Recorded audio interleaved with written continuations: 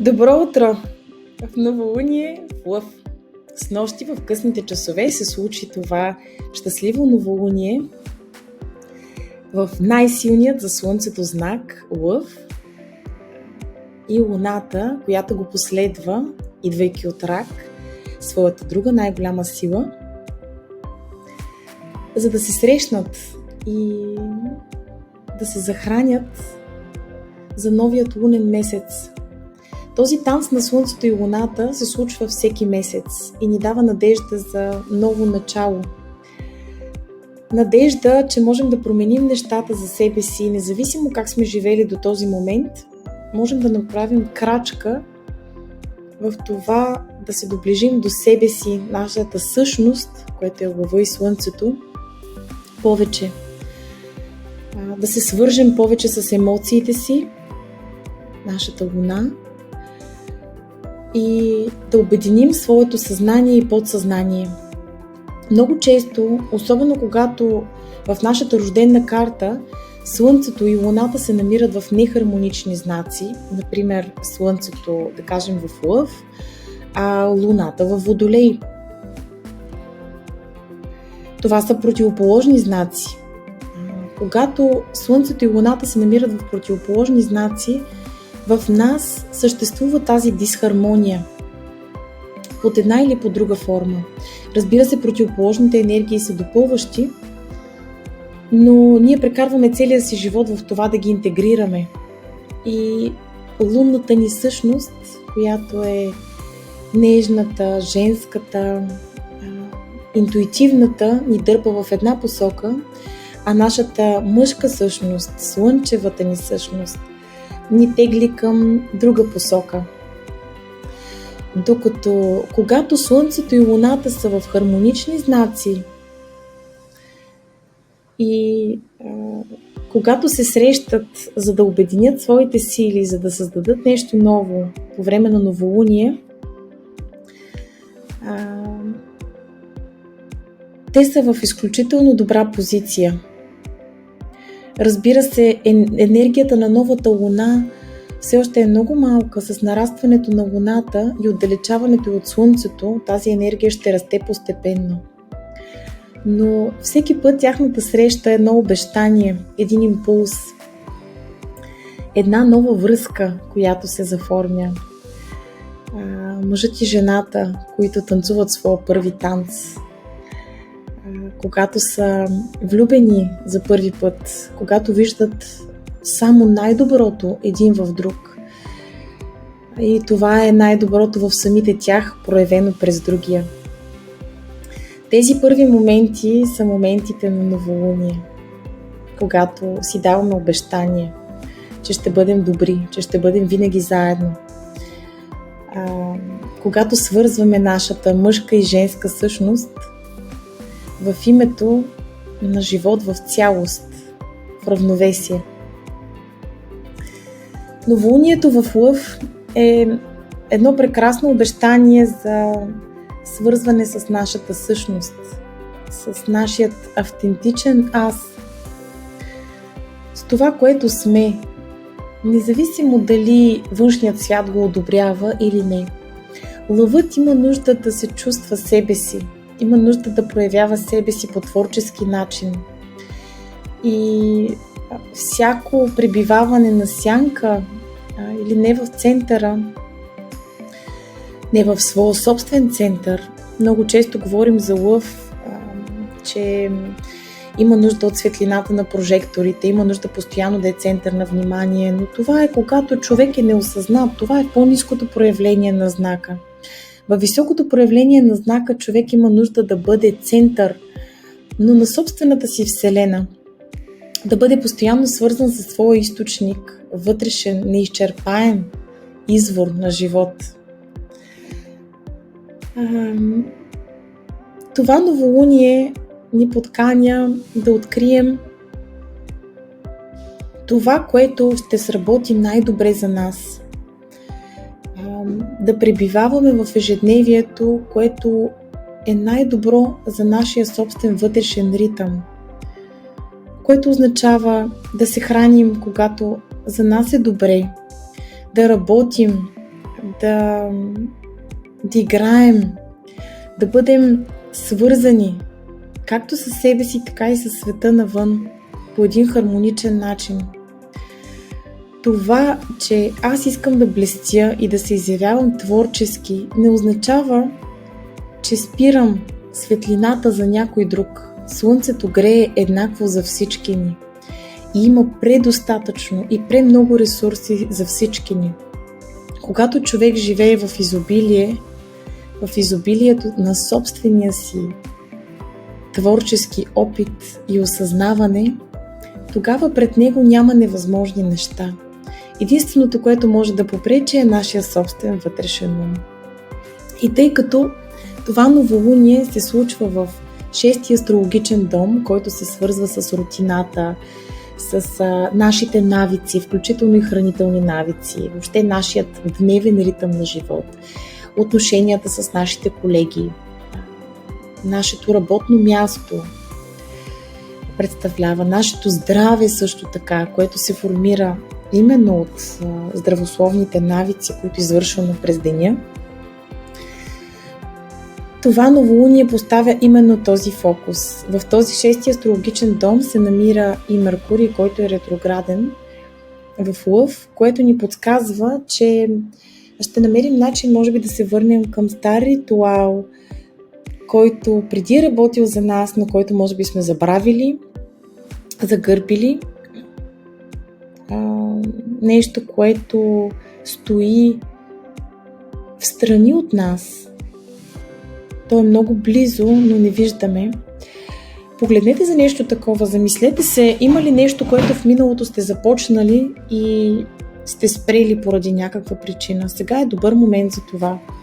И тъй като новолунието се намира в напрегнат аспект, много точен с ретрограден Плутон във Водолей, казахме, че Водолей и Лъв са срещуположни знаци, изискването от нас е да променим нещо на същностна основа. Този процес не е никак лек, особено когато е намесен Плутон. Когато говорим за промяна, нещата звучат лесно, приятно, като да смениш гардероба си, да си купиш нова дреха. Но когато в живота нещата изглеждат по този начин, да отидеш да изхвърлиш стара дреха и да си купиш нова, звучи много лесно. Но Плутон не дава нищо лесно. Плутон изисква човек да се трансформира, а трансформацията не е лек процес. Много често е свързан с някаква болка. Болката обаче е само боли ни не душата, а боли егото ни, което всъщност умира бавно, но сигурно всеки път, когато нещо скъпо ни бъде отнето. Плутон разрушава тези форми и тези структури в нас, които вече не работят. И сега е време да се отървем от представите за себе си и от емоции, които са твърде обсебващи, твърде болезнени, но към които сякаш се държим като за живота. Знам, че звучи странно, но много често се пристрастяваме дори към болката. Пристрастяваме се към драмата. Защото ако нея я няма, ако нямаме тези проблеми, които си мислим, че имаме, ако не играем тази роля на жертва в живота си, какво ще направим? Много често в терапията се задава такива въпроси, когато човек споделя, че му е тежко, че му е трудно, че чувства тези емоции, когато се чувства зле в компанията на своя партньор, родителите си, например. И когато терапевтът зададе именно този въпрос, който е изключително лечебен за мен, а какво ще правиш, ако това го няма? Ако тази връзка бъде прекъсната? Ако тези негативни емоции изчезнат? Какво ще правиш всъщност? И в този момент се замисляш, че много често приемаш тази роля лъва, Това са ролите, това са различните същности, които играем в ежедневието си. Дрехите, които обличаме. Например, аз съм майка, аз съм съпруга, аз съм учител, аз съм астролог. Всичко това са роли, но това не съм аз. И ако твърде силно се държа за някои от тези роли и не пускам, буквално съм се вкопчил, сякаш живота ми зависи от това. Това е абсолютно Плутоново и Скорпионово. Тогава сякаш не живея себе си. Това е най-трудното нещо, да откриеш кой си. Задавайки си този въпрос всеки ден, ще получаваш, може би, различни отговори, които ще допълват голямата картинка. Разбираме кои сме през общуването с другите, през огледалата, които са нашите най-близки хора, а и непознати дори в нашето ежедневие. През социалните, професионални роли, които играем всеки ден. Но тази опозиция с Плутон на Слънцето и Луната в този момент ни кара да бъдем честни със себе си. Да достигнем до онези същности, онези части и емоции от нас, които вече не ни принадлежат. Те са изиграли своята роля. В даден момент може би са ни пазили, но вече не сработват за нас. И ако продължим да носим маската на жертвата или бъдем постоянно драматизиращия тип, ще се рушим отвътре. Вместо това, какво можем да направим с тази невероятна лъвска енергия? Обратната на тази енергия е енергията на благодарност. Защото колкото повече сме благодарни, независимо колко малко смятаме, че имаме в тази област от живота ни, толкова повече добро към нас ще идва. Сърцето е важна част от този ритуал. Всякакви ритуали, които докосват сърцето ни, буквално и физически, биха помогнали да се центрираме по-добре, да се свържем по-добре с себе си и с този източник на любов вътре в нас. Като благодарим за това, което имаме, за това, което сме, за това, че сме живи. Буквално всеки един нов ден е едно малко новолуние, една нова възможност. Да, днес бях долу. Тази сутрин бях долу. Но до края на деня какво ще се случи, зависи от мен. Може би смятаме, че сме нещастни, че имаме малко, че някой ни е длъжен. Но истината е, че всичко е въпрос на гледна точка. Това, което обществото е създало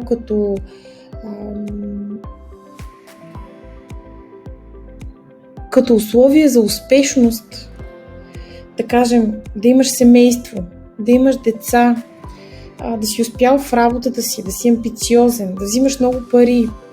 Всички тези външни атрибути на щастието, така както ги налага обществото, всъщност не са реални, защото за всеки човек това ще бъдат различни неща. Продукт на нашето творчество, ето тук отново говорим за лъва, могат да бъдат не само децата, може да бъде всичко. Много хора казват, аз не съм артистичен. Много хора казват, аз нямам таланти в сферата на изкуството. Какво значи изкуството? Значи ли, че всеки трябва да може да рисува, да пее красиво, да танцува? Не е ли изкуство начина, по който се обличаме всеки ден? Не е ли изкуство начина, по който приготвяме храната си всеки ден?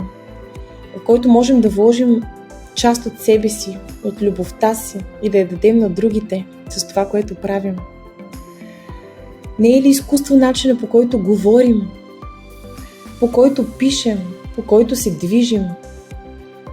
Защото начина, по който ще го направя аз, е съвършено различен от начина, по който ще го направите вие. И всъщност това е, което ни прави уникални. Това е, което ни прави творчески личности. Всичко, което излиза от ума, от сърцето ни на ежедневна база, е творческо. И за някои хора, които са по-рационални, ще кажат, това са глупости. По какъв начин това как днес съм се облякал или как ще общувам с другите ще помогне да изразя себе си или пък ще помогне на другите? Ами ще помогне, разбира се, защото когато ти си добре свързан с себе си, със своя вътрешен център и когато блестиш със собствена светлина, ти си най-добър за останалите.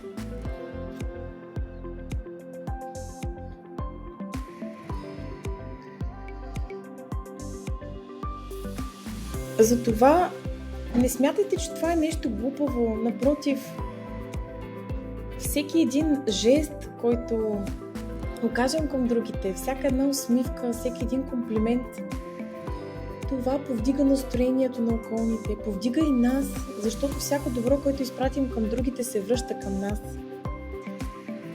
Затова това новолуние ни приканва да танцуваме в своя собствен ритъм и да откриваме мястото си сред останалите, да блестим заедно с другите и да откриваме в себе си това съвършенство всеки ден, защото сме създадени от Твореца и като Негови творения съдържаме частица от Бога, самия Него. Да не спираме да вярваме, че сме уникални, но нека тази уникалност не ни кара да се издигаме спрямо другите, защото ние не сме повече от никой друг. Но от нашата светлинка някой има нужда. Така че не се отказвайте да светите. Понякога можем да срещнем конфликтност, дори без да я търсим. Защото части от нашата светлина може да провокират другите по някакъв начин. Има хора, които не са успели да се свържат с тази собствена вътрешна светлина и любов и когато видят човек, който е себе си,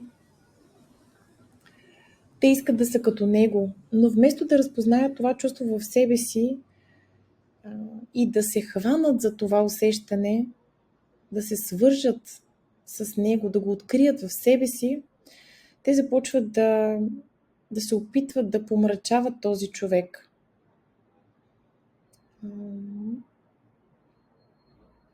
Най-голямата истинска любов идва от сърцето, което се управлява от лъва.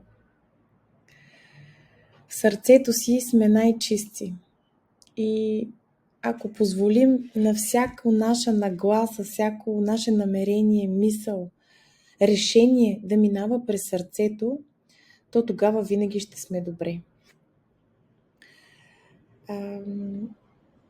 Знакът лъв също така се свързва с романтиката в отношенията с нашите партньори. Да поддържаме романтиката във връзката е нещо изключително предизвикателно, особено когато се касае за дълготрайни взаимоотношения. Но когато самите ние сме такива, внасяме от тази енергия във връзката по един или по друг начин. Не можем да очакваме, че другия ще ни даде нещо, от което ние имаме нужда. Да се оплакваме, например, и да казваме той не е романтичен или тя не е романтична, тя не прави жестове за мен. Ако искате романтика, създайте я. Ако искате да създадете емоция във връзката си, направете нещо мило за другия, изненадайте го, целунете го през деня, прегърнете го, когато най-малко очаква. Постепенно човек, който усеща любовта ви, ще се отпусне, колкото и стегнат да е, колкото и воинствен да е. Понякога едно нежно приласкаване или един мил комплимент в подходящото време или да дадете нещо на човека от среща, да му приготвите нещо за хапване, например, или да му напишете нещо мило. Всичко това са неща, които пропускаме в ежедневието си, защото сме заети, защото сме ангажирани, защото смятаме, че трябва да препускаме в някакви дела, които не ни носят такава стойност. Разбира се, те имат смисъл. Няма как човек да пропусне да си изпере дрехите и да си измие чиниите, неща, които на пръв поглед не са толкова приятни. Не се чувстваш много романтично, докато ги правиш, но лъва всъщност показва, че дори в тези дейности можем да изпитваме радост и можем да ги превърнем в игра. Лъвът също така се свързва с страстта и ентусиазма, които изпитваме от живота всеки ден. Както слънцето изгрява всяка сутрин за нас и този акт на изгряване, на пристигане е изключително силен, невероятен. Просто ако сте наблюдавали скоро изгрева, ще видите колко е зареждащо това преживяване. Каква сила, енергия и позитивизъм ни дава от сутринта.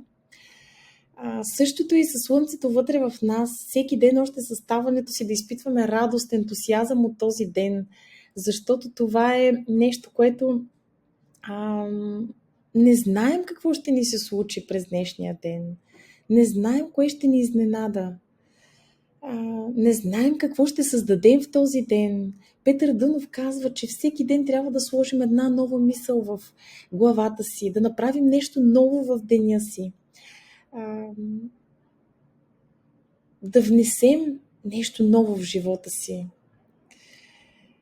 Също така, лъвът се свързва с щедростта, с любезността, да осигуряваме подкрепа, да даваме одобрение на хората, които обичаме, на хората, които са важни за нас, да окуражаваме и другите да дават най-доброто от себе си, с подкрепа, като поднасяме искрени комплименти за това, което смятаме, че правят много добре, защото понякога човек не вижда своите силни страни, има нужда да се огледа в другите, за да бъде подкрепен. Да допринасяме за общото настроение с лекота, с усмивки, с шеги. Също така знакът лъв се свързва с почивката, с нашето свободно време, начина по който си доставяме удоволствие и радост. Така че това е прекрасно време да пътуваме, да направим нещо добро за себе си, да имаме щастлива и удовлетворяваща почивка, да сме игриви като децата. Децата винаги намират какво да правят, никога не им е скучно. Дори когато казват, че им е скучно, откриват следващата нова игра за себе си и могат да играят денонощно, без да спират дори за почивка. Така че животът е игра. Можем да намерим игривостта във всяко нещо, което правим и да го приемам като игра. Можем да опитаме дори за най-трудните неща от живота си, да погледнем отстрани и отгоре. Какво ни казва героят в момента, коя роля сме заели, а коя искаме да заемем. Лъва е центъра на вниманието, защото има много силно слънчево излъчване. Хората, които са асцендент лъв, не могат да бъдат пропуснати, защото асцендента е нашето тяло, нашата външност, енергията, която излъчваме в света навън, това, което другите виждат първо в нас. И хората с този асцендент са толкова живи, игриви, привличат останалите около себе си като едно малко слънце, защото всеки иска да се докосне до тяхната светлина и красота. Лъвът също така ни дава сила и устременост да свършим. Това е фиксиран знак. Лъвът е фиксиран знак И много трудно се оказва. Когато има някаква цел, то следва неуморно във времето. И всъщност всеки един проект, който изисква сила, устойчивост, за да го реализираме във външния свят, за да го продължим, за да го довършим, особено сега Меркурий е ретрограден, тази енергия на новолунието е в наша помощ. Също така лъва се свързва и с някаква форма на индивидуализъм, драматизъм също така. Крайност, екстравагантност понякога. Можем да сме толкова, това е ниското проявление на лъв, можем да сме толкова центрирани в това, аз знам най-добре, моят начин е най-добрият, никой друг не може да ми каже какво да правя или как да го направя. Ако сме твърде арогантни или себични или ориентирани в общуването само към нас, тогава другите по естествен път ще се отдалечат от нас.